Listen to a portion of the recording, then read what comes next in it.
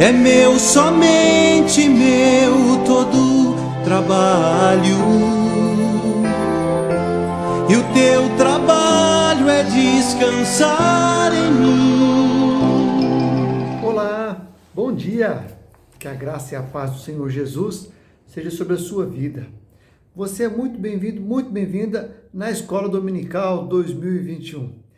Nesse mês de fevereiro, nós estamos estudando então aquele tema, o jeito de Jesus ser feliz. Hoje é a aula número 2. Se você perdeu a aula número 1, ela está gravada aí no YouTube e você pode assistir. E eu recomendo, ficou muito bacana a aula número 1.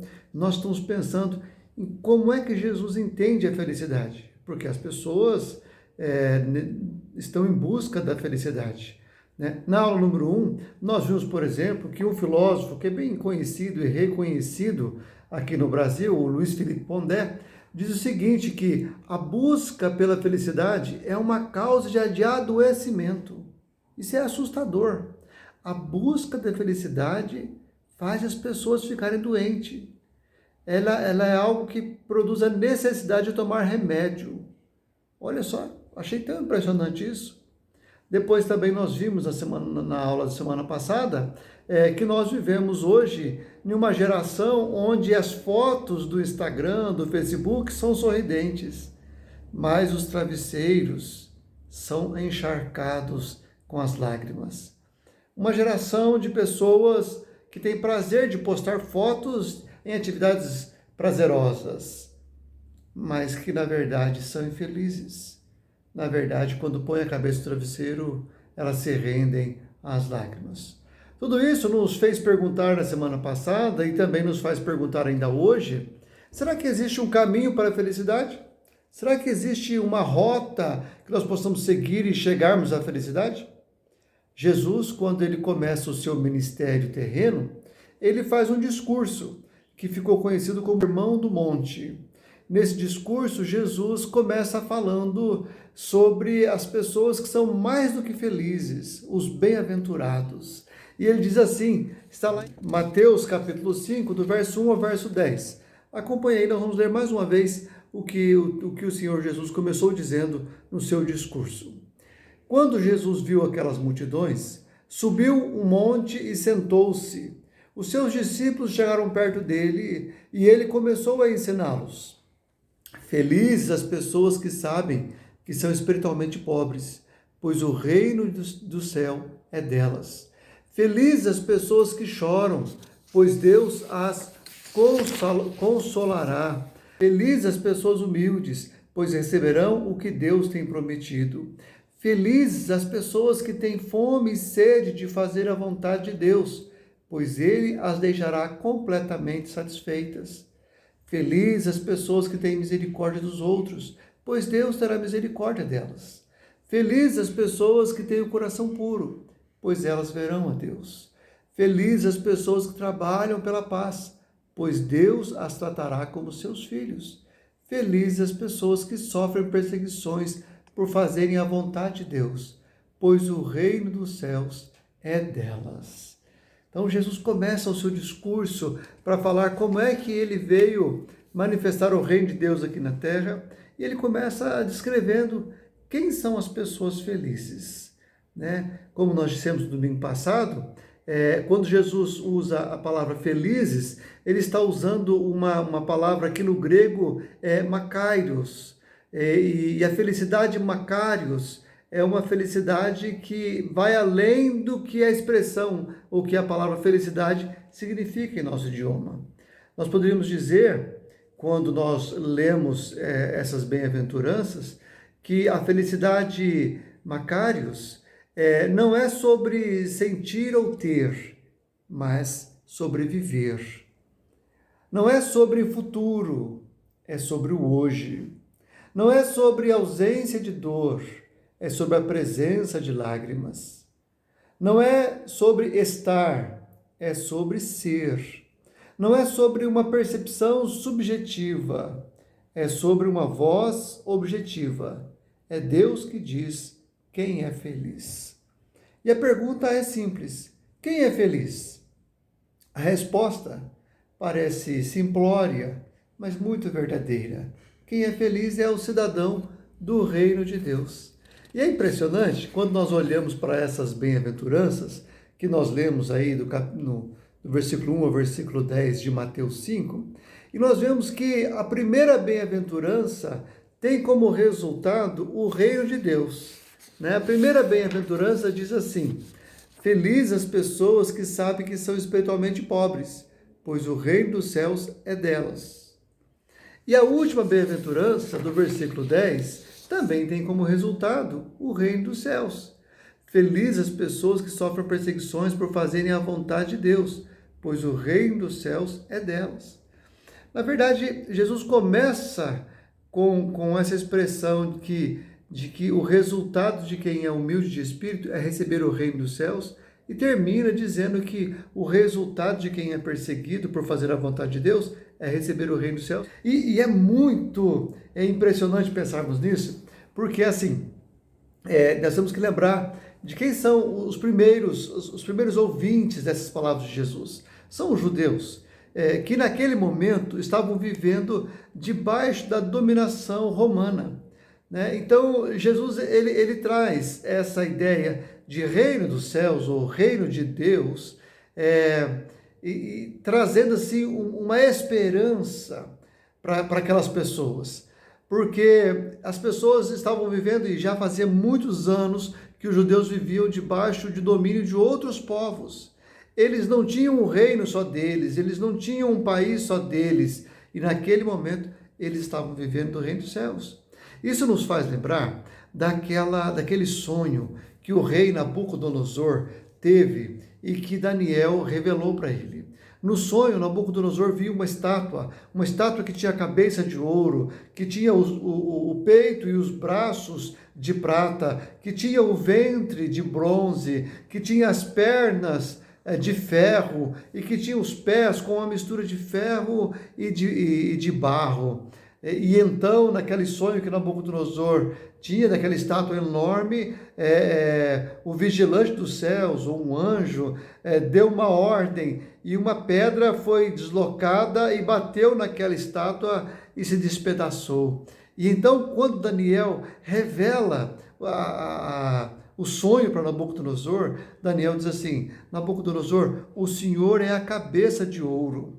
O Senhor tem o maior poder, o teu reino vai ser o maior de todos, o mais excelente, o mais poderoso, mas depois do Senhor vai vir um outro reino, menor em poder, menor em riqueza, o reino de prata, né, que é o reino aí dos medos e persas, né? Depois desse reino vai vir outro reino, que é o reino de bronze, a barriga de bronze. Depois desse vai vir um outro reino, que é as pernas de ferro, e depois desse vai vir um outro reino, que são os pés de barro misturado com ferro, que era o que estava acontecendo naquele momento. Os romanos eram esse último reino, e depois desse reino, então o vigilante dos céus iria mandar uma pedra e destruir aquela estátua, e inauguraria-se, segundo o sonho de Nabucodonosor, um reino que jamais teria fim, o reino dos céus, o reino de Deus. E foi justamente no Império Romano, na época do Império Romano, que Jesus surge e começa a anunciar as boas novas do reino dos céus. Então é impressionante pensar nisso, ver isso aí. Porque Jesus fala assim, olha, felizes são as pessoas que fazem parte do reino dos céus. Felizes não são aqueles que conseguem alcançar os bens ou a glória deste mundo. Feliz não é Nabucodonosor, que foi o imperador mais famoso que se tem notícia. Feliz não é Ciro, o grande, do Império Persa.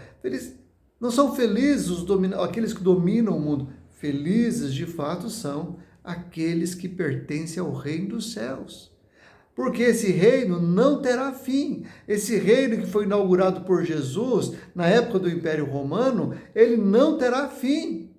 Ele começou a reinar lá e ele vai continuar a reinar em toda a eternidade.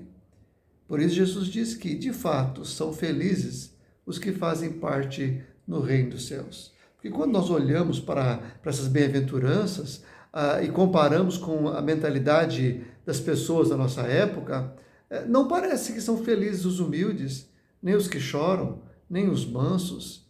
Não, parece que essas pessoas são débeis, são pessoas que não são felizes.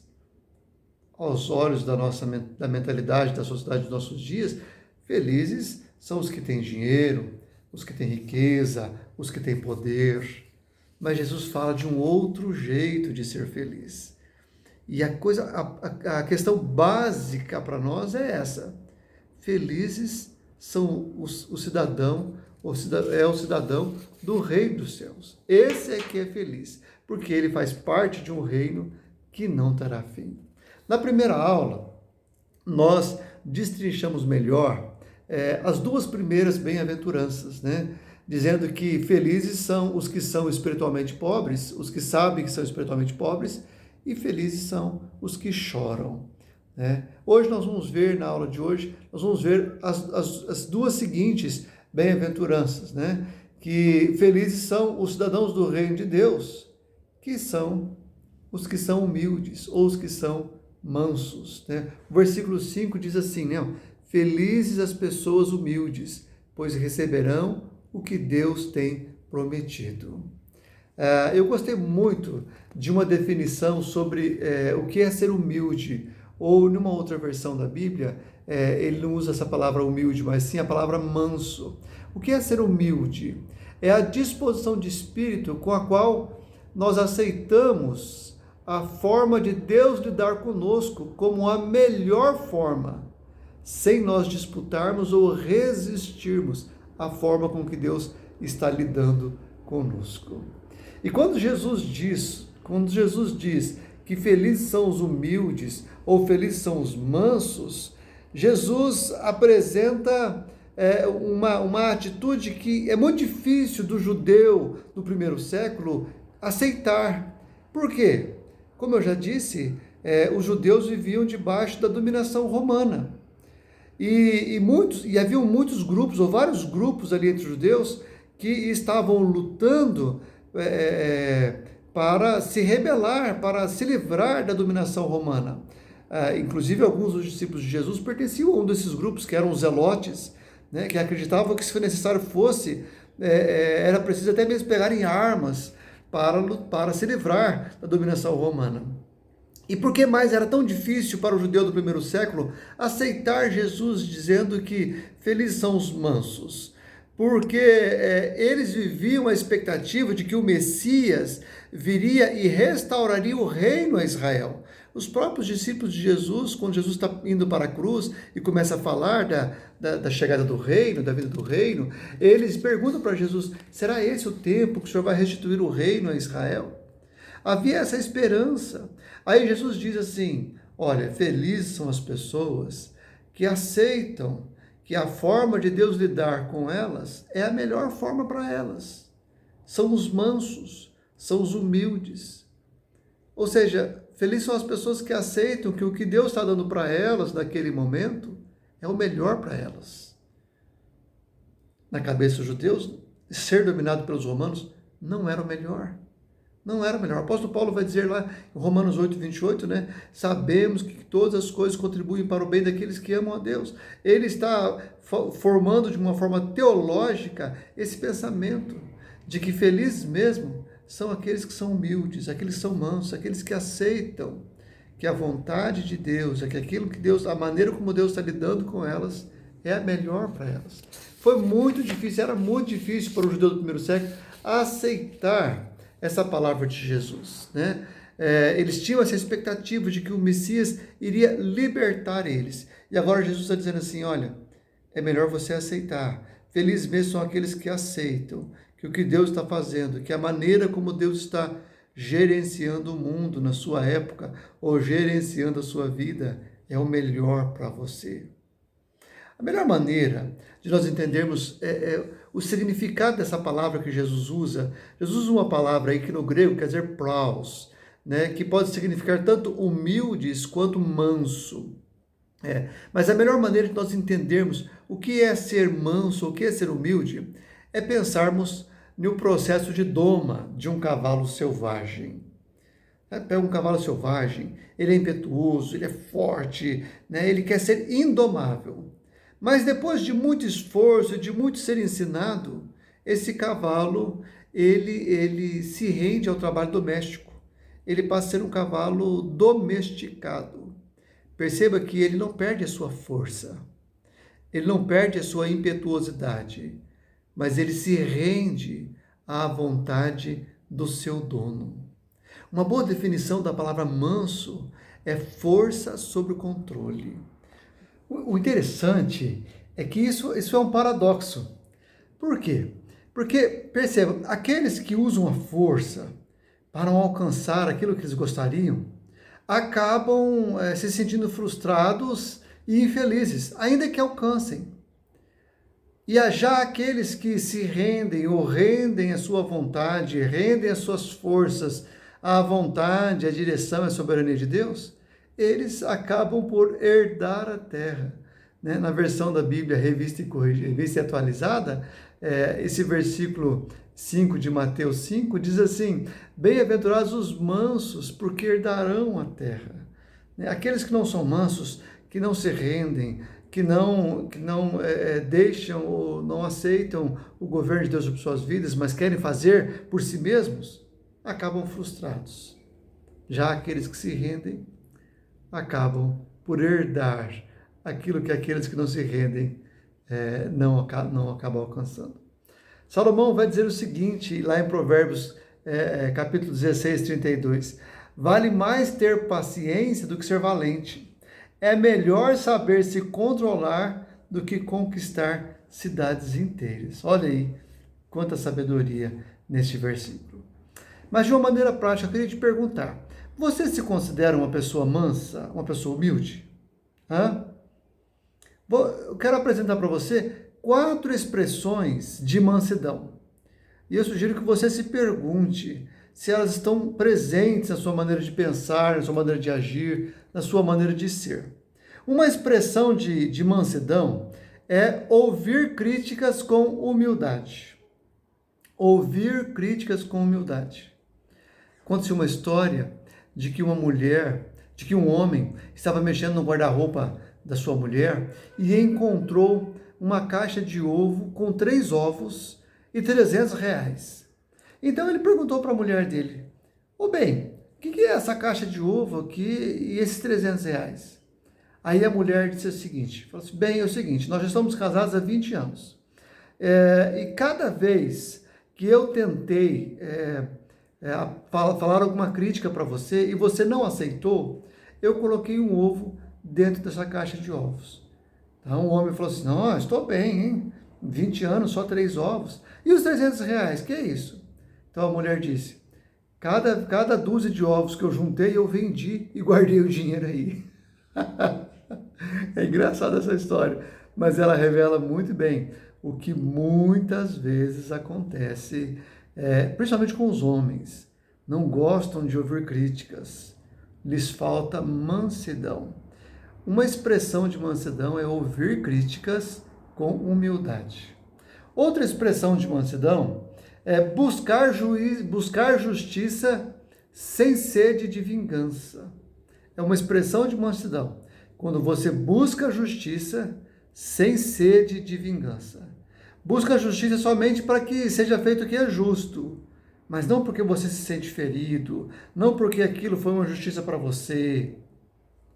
A mansidão é que busca a justiça sem querer vingar-se do outro. Uma outra expressão do que é de mansidão é sofrer o prejuízo sem reivindicar o direito. Sofrer o prejuízo sem reivindicar o direito.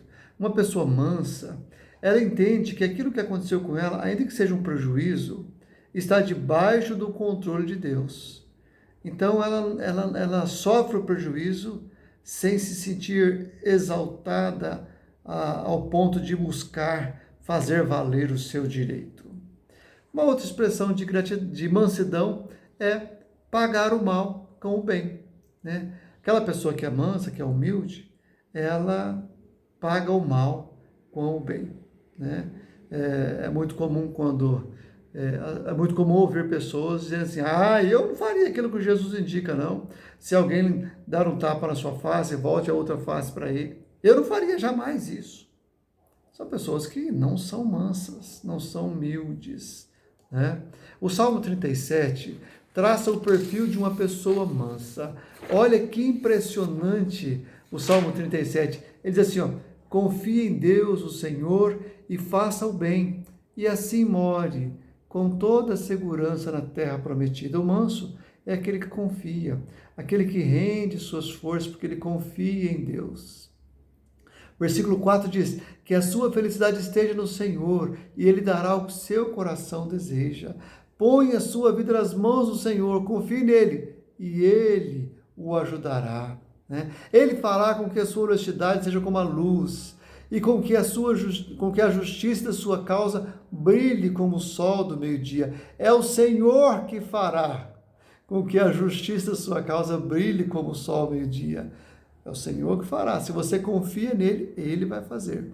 Não se irrite por causa dos que vencem na vida, nem tenha inveja dos que conseguem realizar os seus planos de maldade. Tenha paciência, pois o Senhor Deus cuidará disso. Não fique com raiva, não fique furioso, não se aborreça, pois isso será pior para você. Aqueles que confiam em Deus, o Senhor, viverão em segurança na terra prometida. Porém, os maus serão destruídos. Dentro de pouco tempo, os maus desaparecerão. Você poderá procurá-los, porém não os encontrará. Mas os humildes, aqueles que são mansos, viverão em segurança na terra prometida e terão alegria, prosperidade e paz. O versículo 22 vai dizer assim: aqueles que são abençoados por Deus viverão em segurança na terra prometida, mas os que ele amaldiçoa serão destruídos. E o versículo 34 conclui: ponham a sua esperança no Senhor e obedeçam aos seus mandamentos, e ele lhes dará a honra de possuírem a terra prometida, e vocês verão os maus serem destruídos.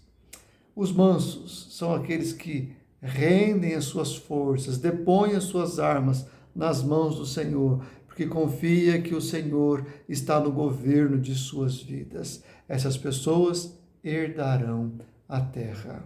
O apóstolo Paulo vai dizer lá em Romanos capítulo 12, de maneira bem prática, como é que nós agimos com mansidão nessa vida. Ele diz assim: meus queridos irmãos, nunca se vingue de ninguém, pelo contrário, deixem que seja Deus quem dê o castigo. Pois as Escrituras Sagradas dizem: eu me vingarei e acertarei as contas com eles, diz o Senhor. Mas façam como diz as Escrituras: se o seu inimigo estiver com fome, dê a comida a ele. Se estiver com sede, dê a água, porque assim você fará queimar de remorso e vergonha. Não deixe que o mal vença vocês, mas vençam o mal com o bem. Veja que a atitude de mansidão não é uma atitude que renuncia, que simplesmente sai, bate em retirada. Não, é uma atitude que deseja vencer. Só que a arma que ela usa não é a arma do mal, não é a arma da violência, não é a arma da força. Não se deixe vencer, não deixe que o mal vença vocês, mas vençam o mal. Com o quê? Com o bem.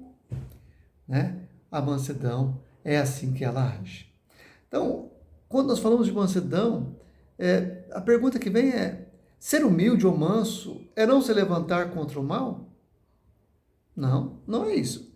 Ser humilde ou manso não quer dizer não se levantar contra o mal. Porque o reino de Deus é de quem tem fome e sede de fazer a vontade de Deus. É o que o versículo 6 de Mateus 5 vai dizer, né? A quarta bem-aventurança, né? Felizes as pessoas que têm fome e sede de fazer a vontade de Deus, pois ele as deixará completamente satisfeitas. Na versão da Bíblia Revista e Atualizada, diz assim: bem-aventurados os que têm fome e sede de justiça, porque serão fartos. Ora, a própria diferença das traduções já indica a ação do manso ou do humilde diante do mal. Ele não tem fome e sede de justiça própria, mas ele tem fome e sede da justiça de Deus. Perceba que há uma diferença. Fome e sede de justiça própria eu não aceito o que aconteceu comigo, tem que ter justiça. Fome e sede da justiça de Deus é diferente. Fome e sede de que Deus faça a sua justiça. Nem sempre a nossa justiça é a justiça de Deus. Tem um texto que diz assim, que a ira do homem não produz a justiça de Deus. Né? Uma boa maneira de entender o que é ter fome e sede de justiça, entendendo essa justiça como a justiça de Deus, porque na outra versão da Bíblia, na versão da linguagem atualizada, né, na nova tradução da linguagem de hoje, né, que é a que nós temos usado comumente, diz assim, felizes as pessoas que têm fome e sede de fazer a vontade de Deus. Né? Na revista atualizada diz, felizes as pessoas que têm fome e sede de justiça. Mas não é nessa justiça de levar a pessoa para o tribunal, de fazer o processo, de ver a justiça sendo feita aqui na terra. Não. É fome e sede de que a justiça, ou seja, a vontade de Deus, seja feita aqui na terra. Né? Então, uma boa maneira de nós entendermos isso é imaginar a seguinte situação. Imagine filhos que ficam em casa enquanto os pais saem para o trabalho. E normalmente entre irmãos tem brigas, né? E sempre a parte que sai perdendo, ela pensa assim, quando o pai chegar em casa, ou quando a mãe chegar em casa, ele vai ver, ele vai corrigir o fulano, vai corrigir o ciclano, não sei o que, não sei o que. Aí chega o pai, chega a mãe, e nem sempre faz aquilo que o filho gostaria, mas produz justiça. Às vezes chama os filhos para reconciliar, para que haver perdão, dá uma bronca naquele que fez o mal, naquele que criou a situação complicada. Ele faz justiça, mas nem sempre é a justiça que o filho que saiu perdendo gostaria que fosse feita. O filho que saiu perdendo, né, quem sabe numa briga, que saiu em desvantagem, normalmente quer que o pai chegue e já dê uma chinelada e já corrija o outro. E aí o pai chega e não, dá um sermão, dá uma orientação, às vezes dá até uma correção, mas quase sempre é mais branda do que o filho que saiu perdendo pede. É mais ou menos isso, o que é ter fome e sede de fazer a vontade de Deus. Fome e sede de que a justiça de Deus, não a minha, a justiça de Deus seja feita. Eu tenho fome e sede, eu desejo que a vontade de Deus se faça aqui na terra como ela é feita no céu. Diante das injustiças, os mansos, os humildes, eles não se abstêm simplesmente. Eles continuam clamando, desejando, igual alguém que tem fome, igual alguém que tem sede, de que a justiça seja feita. A justiça de Deus seja feita. O modo de Deus lidar com as situações que seja feita. Uma pessoa, por exemplo, que é um cidadão do reino de Deus, ela não deveria ficar incomodada ou inconformada com o fato de alguém, por exemplo, que cometeu algum crime, um crime grave, um assassinato, por exemplo, de alguém que se arrepende. Eu já vi isso, eu já vi pessoas crentes, tementes ao Senhor, dizer assim, eu acho errado. A pessoa vai lá, vai lá, mata, trafica, é um bandido da pior categoria. Depois se arrepende na cadeia e vai para o céu igual eu, que sempre fui um bonzinho. A pessoa fica conformada. Mas essa pessoa não entendeu que ter fome e sede da justiça é ter fome e sede da justiça de Deus e não da nossa justiça. Nos nossos dias, onde o mal se tornou uma coisa tão banal, onde a justiça aparentemente demora tanto a ser feita, onde as pessoas estão tão preocupadas apenas consigo mesmas, essas coisas elas têm contribuído para que muitas pessoas percam a fome e a sede da justiça. Porque a justiça do reino de Deus, que vai ser feita de maneira plena, quando o reino de Deus for pleno aqui na terra, ela é futura. Mas a justiça do reino de Deus, ela já pode começar a ser vivida hoje. E nós, os filhos de Deus, ou os cidadãos do reino dos céus, que moramos aqui na terra, somos os agentes da realização, da implantação da justiça do reino de Deus aqui na terra hoje. Nós somos os agentes. E é claro que a implantação da justiça do reino de Deus aqui na terra é uma implantação não violenta, porque nós também somos os mansos. Aqueles que buscam a implantação da justiça do reino de Deus, mas não por suas próprias forças, mas sendo instrumento nas mãos de Deus para a implantação, para a expressão da justiça do Reino de Deus aqui na terra. De uma maneira bem prática e histórica, há dois personagens na história que foram pessoas que lutaram para que princípios da justiça do Reino de Deus se implantassem aqui na terra. E eles deixaram um legado. Um deles foi Mahatma Gandhi, um líder indiano. Ele disse assim, olha que interessante: posso até estar disposto a morrer por uma causa, mas nunca a matar por ela. A busca da justiça não é por meio da violência, mas buscar a justiça do reino de Deus, ansiar, ter fome e sede da justiça do reino de Deus, de maneira não violenta. Um outro líder, esse norte-americano, um pastor batista, Martin Luther King Jr., ele diz o seguinte: o que me preocupa nem é o grito dos maus, mas o silêncio dos bons. Os cidadãos do reino dos céus, eles não podem se calar diante da maldade. É claro que eles não devem agir com violência, mas eles também não devem se calar. Nós somos os agentes da implantação da justiça do reino de Deus hoje aqui na terra. Por isso eu queria chamar você para refletir e para praticar o que nós estamos aprendendo nesta aula. Tenho duas propostas para você. Escolha uma das 4 expressões de mansidão para você colocar em prática nessa semana. E eu sugiro que você escolha aquela que representa o maior desafio para você. Vamos lembrar as 4 expressões de mansidão que nós vimos? Ouvir críticas com humildade, buscar justiça sem sede de vingança, sofrer o prejuízo sem reivindicar o direito, pagar o mal com o bem. Escolha uma dessas quatro expressões para você colocar em prática nessa semana. Qual parece mais difícil para você? Escolha essa e tome a decisão e peça a ajuda de Deus para que você coloque em prática essa semana.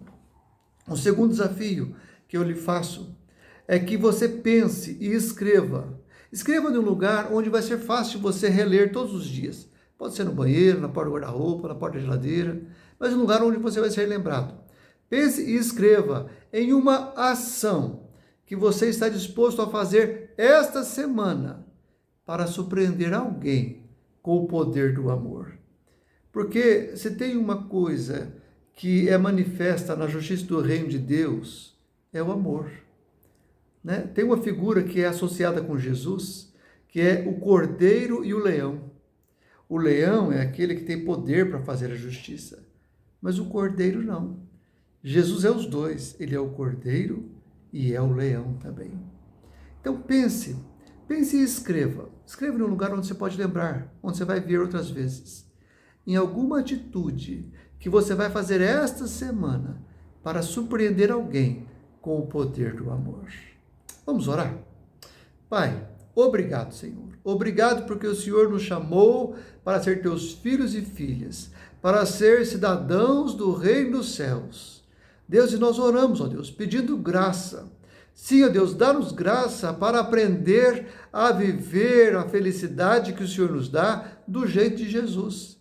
Uma felicidade que é fruto de alguém que rende as suas forças aos pés do Senhor, reconhecendo que o Senhor faz com que todas as coisas contribuam para o nosso bem.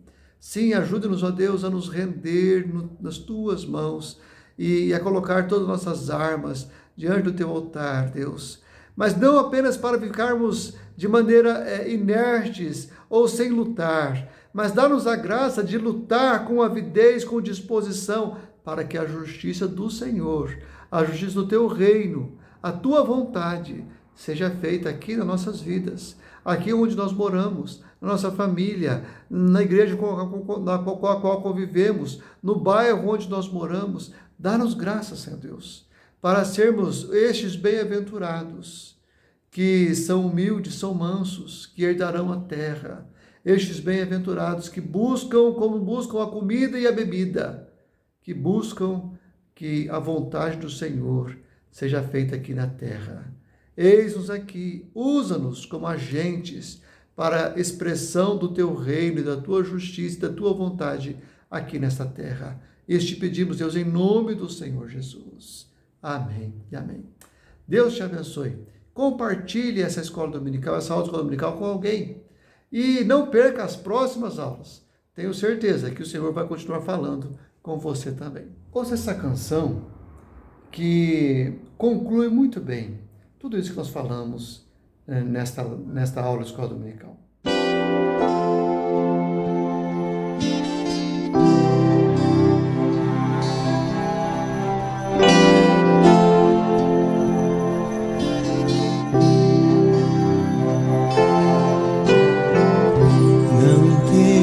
Sobre ti um só cuidado, qualquer que seja,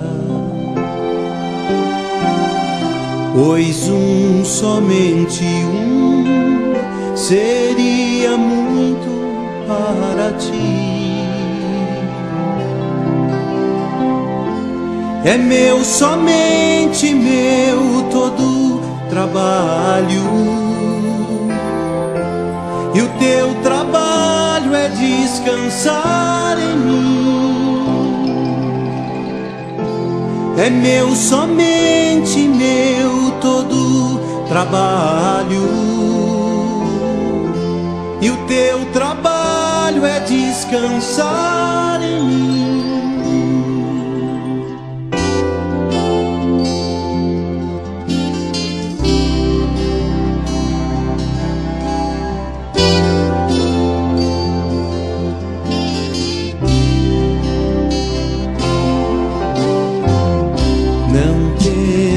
Quando enfim tiveres que tomar decisão, entrega tudo a mim, confia de todo o coração.